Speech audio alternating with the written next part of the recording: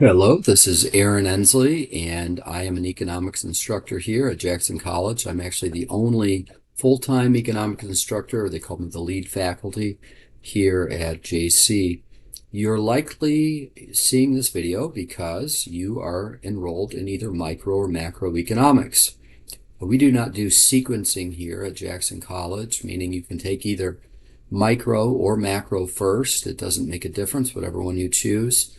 Micro, of course, is dealing more with business and firm decisions, and macro is more about GDP and unemployment and inflation, kind of thing, big picture, things that you hear out of Washington. They have a lot of differences, but at the base, microeconomics and macroeconomics are both have some of the same foundations, including things like private property rights, price controls, rule of law, and many other concepts. So there's going to be a lot of overlap, and this is just an intro video to help you understand some of the basics. So before we get started, I want to share kind of my background and how I got interested in economics. I currently live in Jackson, Michigan. I've been here since 2017, started teaching at JC. Prior to that, I taught at a college prep school in Wisconsin called Brookfield Academy. It was a pretty elite school. I taught advanced placement microeconomics, macroeconomics, and those were pretty smart kids. They would go on to pretty elite schools, Harvard, Princeton, Stanford, not all of them, of course, but pretty great place to work. And, I'm very familiar with the AP curriculum as a consequence of working there, and really appreciated it. But I myself attended a community college, and this is a little more my speed. Prior to the prep school, I worked for the Foundation for Economic Education, running educational programming, and I also taught at Northwood University for, about 7, 8, maybe 10 years, something like that. It was my first teaching job. I also have some business experience. I ran a lawn mowing business called Absolute Power Equipment for about 10 years. I was working my way through high school and college. And I also own a side business called Absolute Power Equipment, which is mostly I buy and sell zero-turn lawnmowers. Obviously, I had some experience with it. So I'm a bit of a practitioner in business, as well as obviously I like the theory and the stuff about how markets work, which is really what's interesting to me. I want to go backward a little bit and tell you about why I'm interested in economics, and it really goes back to a kind of a question that I asked after spending a month in India, which is, so I was there on a short-term missions trip, so it was about a month, 2006, February, and I kept asking myself, why are some countries rich and some are poor? Why was India so poor, and why are we so rich in the United States? And around that time, or shortly after, I transferred to a school called Northwood University, where I had a wonderful professor named Brennan Brown, who taught me the importance of economic institutions. And I'm going to show you a picture here.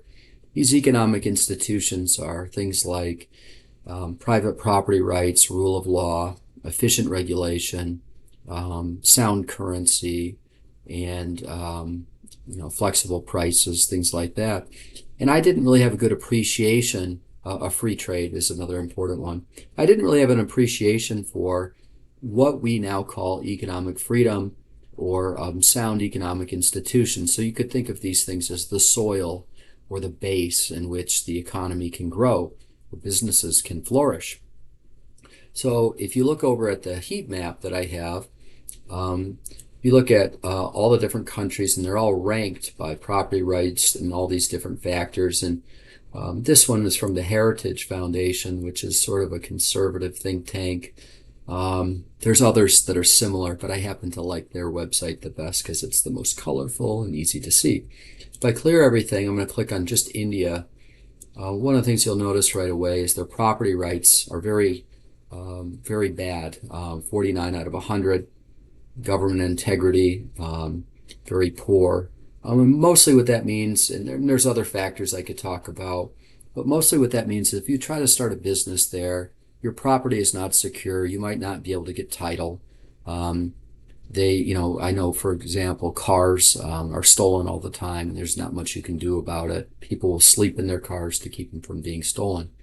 Now, these are all things that we take for granted here in the United States, that, there are titles to cars and property, and we don't have to worry about things being stolen quite the same way. And if it is stolen, it might be recovered and returned to us, or at a minimum, insurance will pay for it.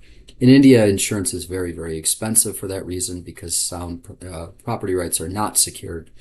Another factor might be government efficiency, which I think is over here somewhere, or business freedom. Maybe it's lumped into that. So if you look at India, very, very hard to start a business. Might have to fill out a stack of forms like this thick, and you might never even get an answer as to whether or not you're approved. And so it's a very bureaucratic and difficult process. If you come to the United States, I've formed 2 LLCs. I did it myself. It wasn't overly difficult. It's not easy, I'm not saying that. But in some countries, it might take you over a year to file that paperwork and get things up and running as you wanted. And in fact, there's a great. I'll maybe clear this one. I'll bounce over here to Peru. So here's Peru. Not quite as bad as India, but their government integrity and judicial effectiveness is very low. And I know of an economist named Hernando de Soto that did this study, and he said working around the clock, 3 college students, trying to get all the licenses and permits for a sewing shop, it took them loosely or roughly 250 days or something like that to get approval. That's where the law and the rule of law and the system are out of reach. Now, if we go over here to the United States, you can see that it's a much better system. We have a government spending problem, huge national debt, obviously. But outside of that, it's much better. So if I refresh this and we go look back at all of the countries, one of the things that you'll see is that some countries like the United States, Australia, and Chile, a lot of Western Europe, very green, indicating that they have a good system where businesses and individuals can flourish. And they can, start their businesses, they can get their products to market, and people can buy and trade and sell freely.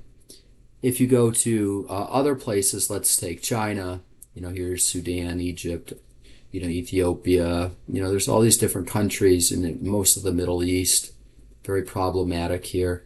They're going to have a very difficult time getting their economy going because they just don't have that foundation. A little, excuse me, a little closer to home, here's Cuba, here's Haiti, let's take Cuba, for example.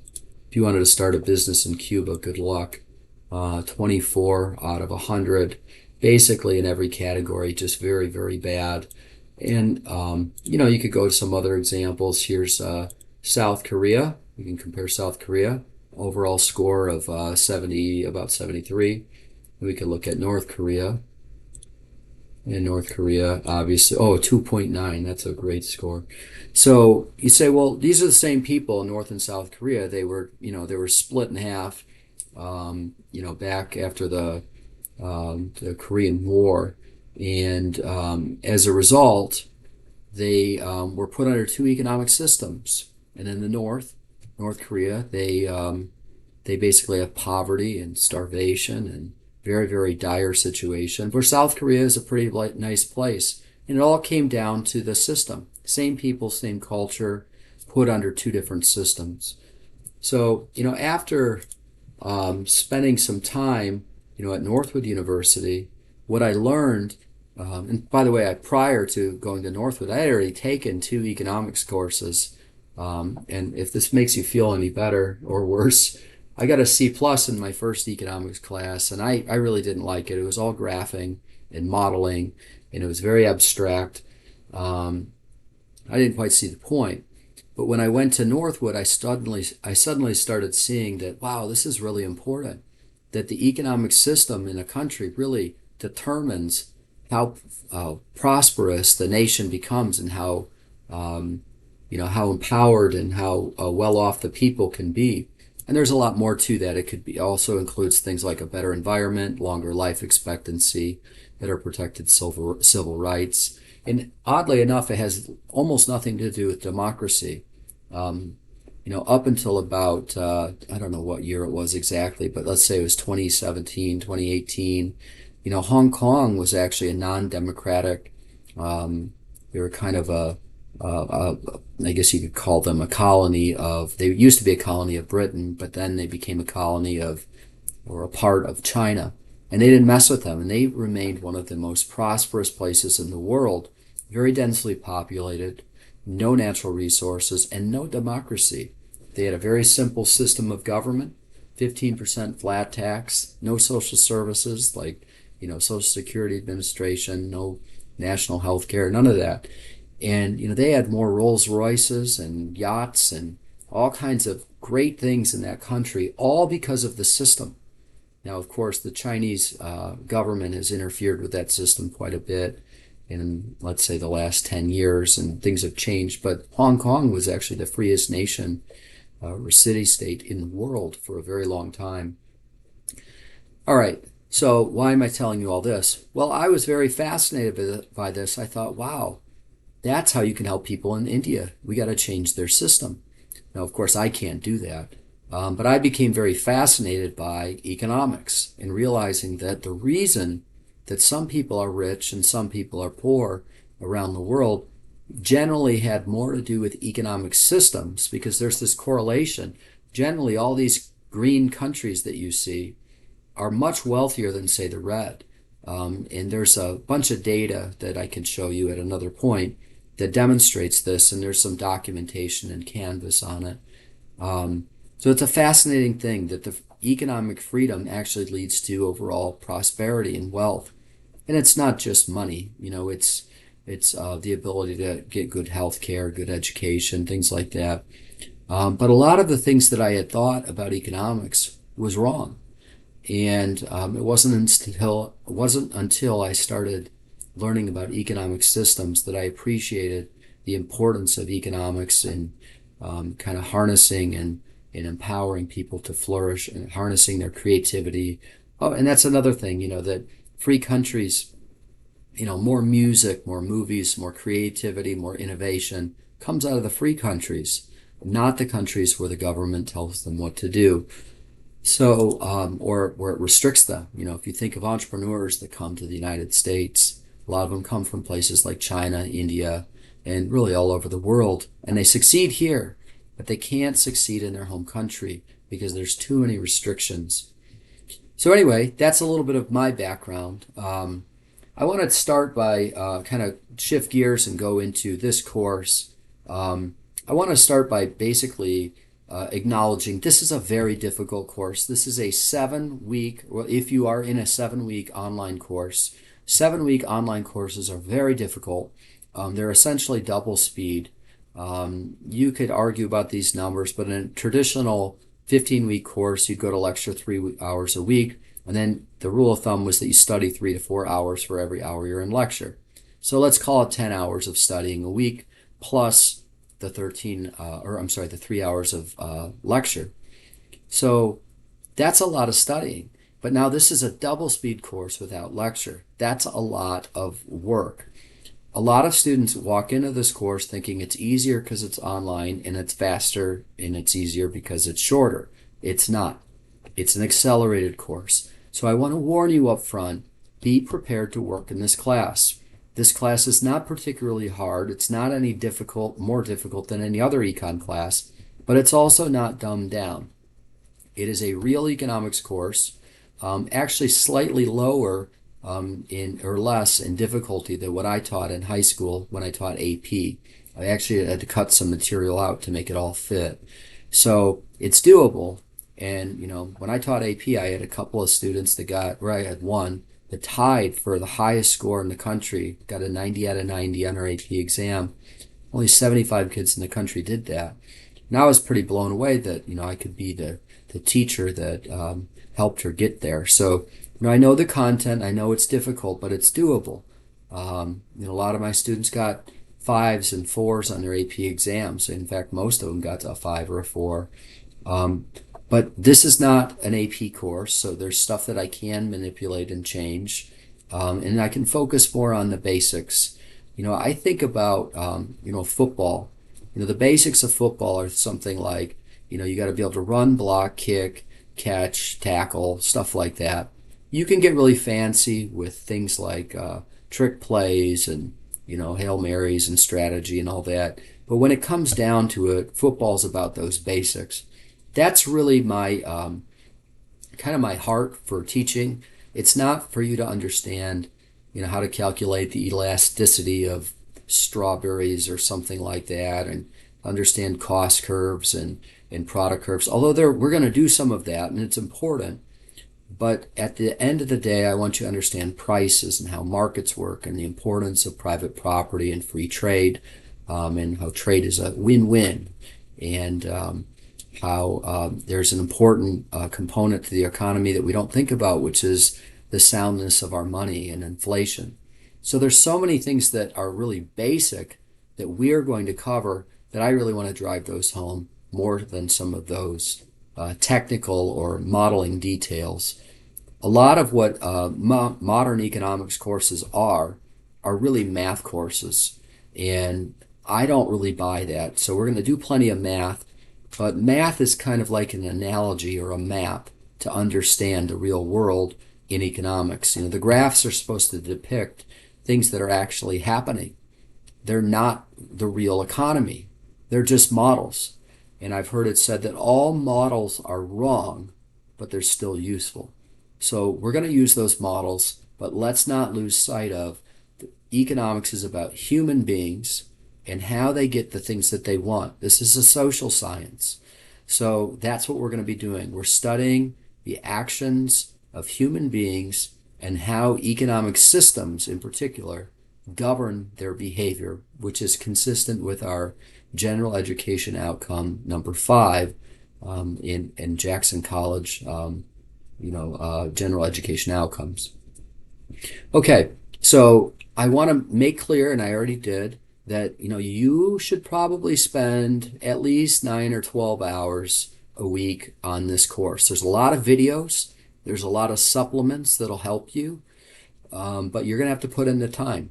When I give you a 2-hour video, which I will, don't skim it. Don't think that you can just skip it.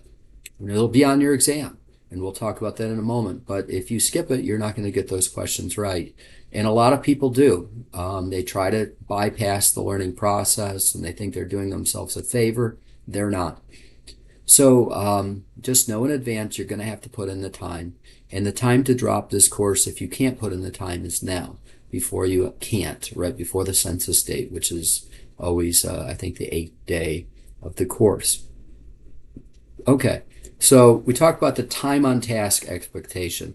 The next thing is prerequisites. There are English and mathematics prerequisites. You have to take both, and I'm going to double check the numbers here because I think they might have changed, but it was English 085 and English 090, and those numbers might have been tweaked, and I should have double checked, but I didn't. And then Math 131.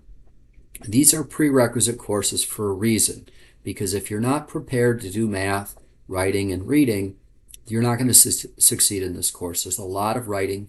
There's not a lot of math, but there's plenty of graphing.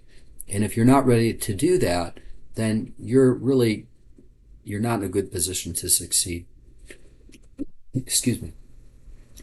There are proctored exams in this course. They are proctored, they're live proctored, meaning that you either have to go to the testing lab, come to one of the days that I offer proctoring in a classroom, in a computer lab, or you have to, you can, this is not officially the case, but we've been using the Lenawee Center as well as the Hillsdale Center, and we've had some volunteers to do proctoring there. You may not take the exam at home on your own. You must have a proctor. If you live outside of a 60-mile radius of Central Campus, we can arrange a virtual proctoring for you. There are some instances where we allow other students, whether they have a disability or something like that, then we can arrange that. And that's kind of a one-on-one, one-off thing, individual basis. So let me know if that's a problem for you. But proctored exams are not negotiable. They're required. And that's a little bit unusual for online class, but I have very good reasons for putting them in place. And I'm very glad that I did. I've done that for well over a year now. Okay, instructor support. Really important to know that I like meeting with students, and if you need help, I'm glad to help you. Please reach out to me and let me know if you need anything.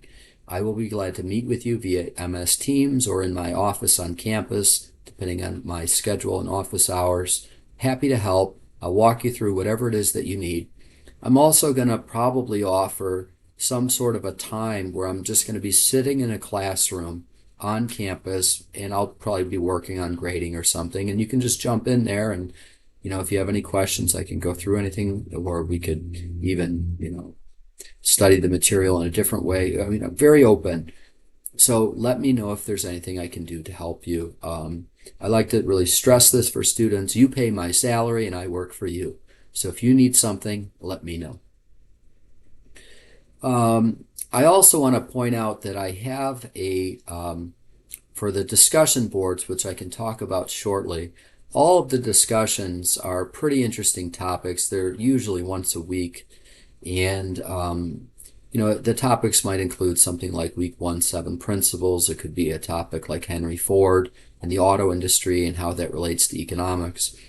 For the first week, I don't typically do this, but weeks 2 and beyond, I offer an oral discussion rather than writing it out. And the reason I do that is because I'm not looking to see how good of a writer you are. I'm looking to see whether or not you know the content. Plus, I'd rather talk to students than read their essays. And if you come prepared, you watch the material, you read the material, you have something intelligent to say, and we can have some dialogue about it, I just give you credit. So watch for a calendar invite regarding those MS Team sessions. I'm always open to doing multiple if students cannot, let's say you work during the day or something, or you're in school. That's perfectly fine, and I'd be glad to accommodate you. So yeah, just let me know if there's anything I can do for you. I'm going to turn over here to the course. Just want to give you a quick layout. I'm not going to go through the welcome stuff. What I do want to point out is each week, actually I'm going to jump over to week 1B. And on week 1B, one of the things that you're going to notice, and don't be alarmed if you see some changes between what you see here and whatever it is you're seeing in Canvas, because I'm making changes all the time. So each week you're going to have homework problems, you're going to have a quiz, you're going to have a quiz over the Public Issues book. That's the book with the eagle on it that you will find in BibliU. So BibliU is here. If you click on this button here, that's going to take you to both of your textbooks. And then usually there's a discussion board, which in this case it's tied to the 7 principles, which was week 1A. If you look down here, you're going to see some podcasts. I use these Econ Talk podcasts a lot because they're fantastic. It's just a conversation with Russell Roberts, former University of Chicago student and professor. And what he does is he just interviews people. Sometimes they're Nobel laureates or they wrote a book, and they will give you a pretty interesting conversation. These are always optional. What's required is everything that's here. These are mostly short videos. If you click on them, they just pop up really fast, and I'm not going to play the video, but you can watch it. See, that's a 4-minute video, and it's going to illuminate whatever the concept is that's being highlighted in either that chapter or that module. So they're pretty good videos. I would use them in the classroom if we were in the classroom, but obviously we're on Canvas. Then you're going to have an entire list of supplemental videos. And these supplemental videos, I highlighted the wrong thing. They're optional, but they might be very helpful. There's usually a lot. Sometimes they're really relevant, and you could read or watch them, and it'll illuminate that concept. Sometimes they're fun, like this is a Monty Python thing that's really tied to the idea of scientific thinking. So just know that every week you have at least one outline that looks like that. I'm going to jump ahead to chapter 2, and I want to stress this. So these are infographics here. Usually I'll actually put a little note in here that kind of tells you what we're up to that week. Here you have your textbook chapter, your PowerPoint, which you don't have to do anything with the PowerPoint if you don't want to, an outline. You have a video and graphing tutorial notes, which if you click on that, it'll show you them. Tells you what to read. Here's the Henry Ford essay and some other readings. And then there's some optional worksheets. And then there's answer keys. Use these. These are very helpful. If you go down here, one of the things you're going to see is a video of me walking through this whole thing. So these are graphing tutorials. Sometimes they're graphing tutorials. This one's kind of long. It's pretty unusual because I put all the graphing tutorials combined in with the PowerPoint, which I kind of regret doing and I might change later, but for the moment that's where it is. So make sure you're using these resources. This is the lecture on video. Print off the notes and the graphing tutorials and then follow along. Then again, you're going to have, you have all these videos, supplemental, optional, and then you have the required ones. So these ones are all required. So the next thing that I want to stress here is you have these homework problems. These homework problems can be retaken as many times as you would like. So let's say the chapter 2 homework problems. You read the textbook, you look at the PowerPoint, you take the homework problems. You get a 10 out of 15. Well, take them again and keep taking them. And if you don't understand why you got something wrong, and you get the highest score. So if you don't understand why you got something wrong, then definitely ask me, Google it, look in your textbook, use AI, whatever. And this is where there's a really healthy way to use AI. If you happen to have ChatGPT or something like that, you can cut and paste the question over to ChatGPT and say, why did I get this wrong? And it'll explain the whole thing. It's like a private tutor. It's amazing. It's not a bad thing. It's not cheating either. What's cheating with AI, or what's really being dishonest and short-circuiting the learning process, is cutting and pasting all the questions over to ChatGPT and finding that the answer is A, C, D, B, whatever. Like that doesn't help you. And that's only going to backfire on you as you go to take the exam. And you can't use any AI or Google or anything like that. So be careful. Same is true with the essays. Let's take the 7 principles essay. So if you go through and if you take all the instructions, you punch them into ChatGPT, it's going to give you some sort of an essay that's going to sound like a brochure to Disneyland. And if I read it very closely, I'm going to notice you probably didn't go there. It sounds like a brochure. You probably didn't read the essay. You probably didn't watch the video. And as a consequence, you're probably going to get all those questions wrong on your exam. Don't do this. It's like training for a bike race using an e-bike instead of using a bicycle with pedals. You're not helping yourself. You're fooling yourself. It's like telling your coach that you did the work, then you get to game day, and basically you can't function. So, or you can't perform. Very, very important. I can't tell you how many students failed my course last semester because they were not learning the material. They were trying to find the right answers, and they were trying to fool me, and they ultimately only fooled themselves. They went and took their proctored exam. Some of them got 40%. Some of them I had some students that got under 20% on the exam because they didn't know anything about the material that they were purporting to know when they wrote that beautiful, very sanitized and vague AI-based essay that sounded like a brochure to Disneyland. It wasn't wrong, but it didn't really sound like they had been there. So my plea to you is to do the work. You're only fooling yourself. And a lot of students have done this, and they have basically found that it doesn't work. All right, on the discussion boards. Oh, by the way, after you take the homework problems 3-4 times and you finally get the score that you want, that's a good time. finally to take the quiz. And then when you take the quiz, that's all feeding into your grade, obviously, but it's also going to help you do better on that exam. Now, on the discussion boards, I'm always toying with this, but you have an initial post that's going to be 3 paragraphs long, and then you have to respond to students each time. Now, I'm not going to read you all of the criteria, but in essence, you need to, in your initial post, understand what's the claim and what does it mean, analyze it, now what, and then you need to reflect on it. Like, what does it mean? If I don't hear your voice in it, you probably are giving me a brochure that you didn't even attend to go to the place that you said you did. So I'm very, very picky about the discussions. I read them all. I spend many, many, many hours grading them. And I will ask you if I have a problem. Expect to get an email. And I'll say, I don't get this. You're going to have to explain it. Let's have a meeting. So don't be surprised when that happens. Or you could, just make sure you're being very, very clear. And this is where I would say, make it easy on me. Be very, very clear up front. Make it easy on the grader. I'm grading. I was told at an AP conference, guy was training us to teach AP, said, look, have your students make it easy on the grader. If they're looking for a certain thing, make sure that thing is very clear. So I'm telling you all in this guidance what I'm looking for. Make it very obvious that you know the thing.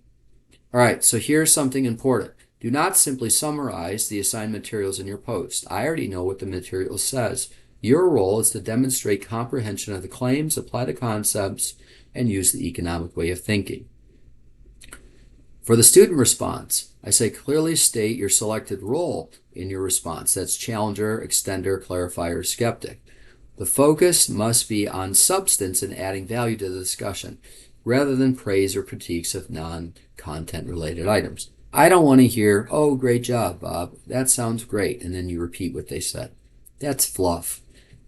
Add value in your discussions. That's what we're looking for. We are trying to learn the material. And this is a training ground for you to sharpen each other in the forums. And if you're not doing that, you're really hurting yourself.